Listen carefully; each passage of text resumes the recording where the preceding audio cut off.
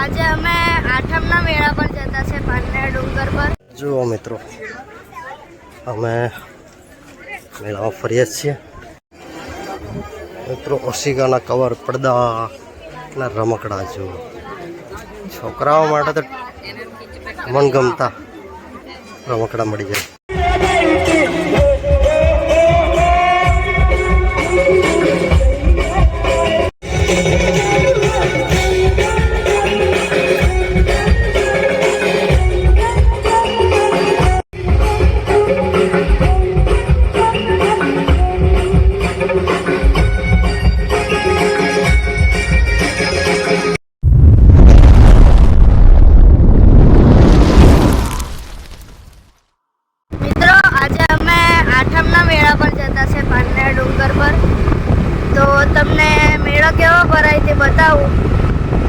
મિત્રો અમે પાનેરા ડુંગરની બીજી સાઈડે પહોંચી ગયા છે.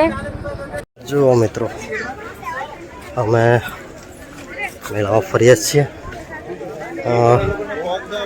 કંપની તરફથી મેળો છે, એના કરતાં બધું થોડું વધારે સારી બધી દુકાનો આવી છે. ત્યાં તો થોડીક જ હતી, એટલે આ બાજુ એટલું બધું ત્યાંના કરતાં અહીંયા વધારે છે. અને મેઇન આવાવાળા બધા મોટા ભાગે પાનેરા તરફથી જ જોડે છે, અતુલમાંથી નથી જતા. અતુલમાંથી જવાવાળા ઓછા છે. રસ્તે પણ ઘણું પબ્લિક હતું. પાર્કિંગ તો સવારે તો બહુ ફૂલ હતું, લગભગ 3-4 વાગ્યા સુધી ફૂલ હતું. અત્યારે થોડું ઓછું થયું છે. લગભગ રાતના 1-2 વાગ્યા પછી શરૂ જ થઈ જાય છે. ને લોકો તો 6-7 વાગે તો એટલે ઉપરથી આવી પણ જાય. બાળકો જો આઈસ્ક્રીમની મોજ માણે છે.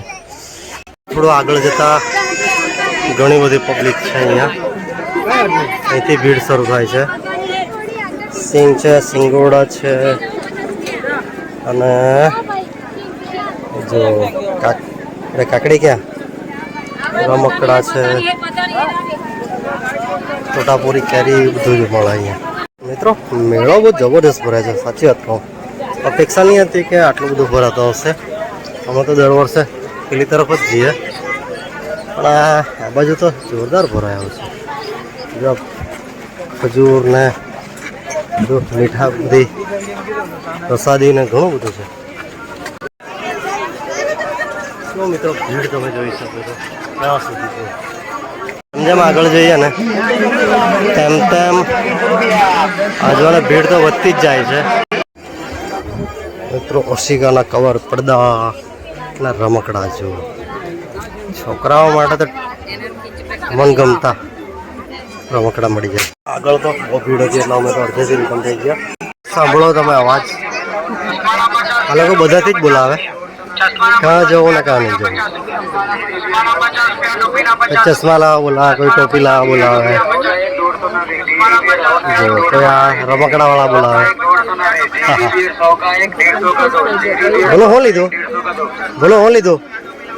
આ ખીચું લીધું. બોલો જો બોલો ખીચું લીધું, બતાવો. મિત્રો દિવાળી નજીક આવી ચાલી ને હવે આવા બધા મેળાઓની હવે શરૂઆત થઈ ગઈ છે. તો શ્રાવણમાંથી જ શરૂઆત થઈ ગઈ, પણ આ બધા હવે વ્યવસ્થિત મેળા શરૂ થયા.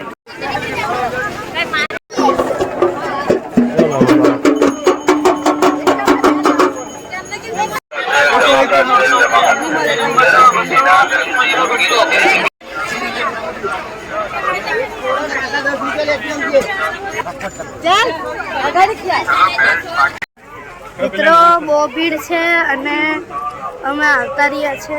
સાંજ પણ પડી ગઈ છે.